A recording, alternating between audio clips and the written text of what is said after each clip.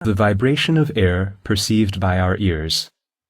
Healthy ears can perceive sound waves of frequencies from about 20 to 20,000 Hz. This range will become narrower due to aging or noise exposure.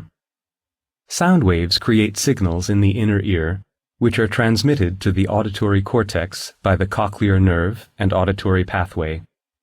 The sense of sound is produced in the auditory cortex. Sound waves are directed into the external auditory canal by the auricle. Sound waves cause the eardrum, which closes the auditory canal, to vibrate. The vibration of the eardrum is transmitted to the cochlea by the ossicles, the hammer, the anvil, and the stirrup. The base of the stirrup fits snugly into the oval window of the cochlea. The basilar membrane is located inside the cochlea. It runs along the tip of the cochlea, where it turns back and continues in Reissner's membrane.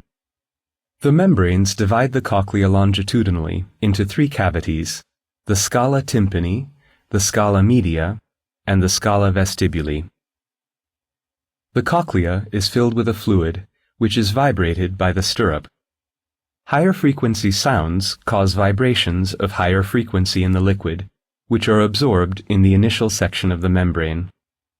Lower frequency vibrations generated by deep sounds enter the cochlea and become absorbed closer to the tip. When a vibration is absorbed, an electrical signal is produced which is transmitted into the brain. The pitch of the sound is encoded by the site of absorption. This is called tonotopy. Electrical signals are generated in the organ of Corti. Vibrations spreading inside the cochlea push the tectorial membrane against the hair cells found on the basilar membrane and bend them, generating a signal in the cells. Thus, the organ of Corti transforms vibrations into electrical signals, which are transmitted into the brain by the cochlear nerve, and then into the auditory cortex by the auditory pathway.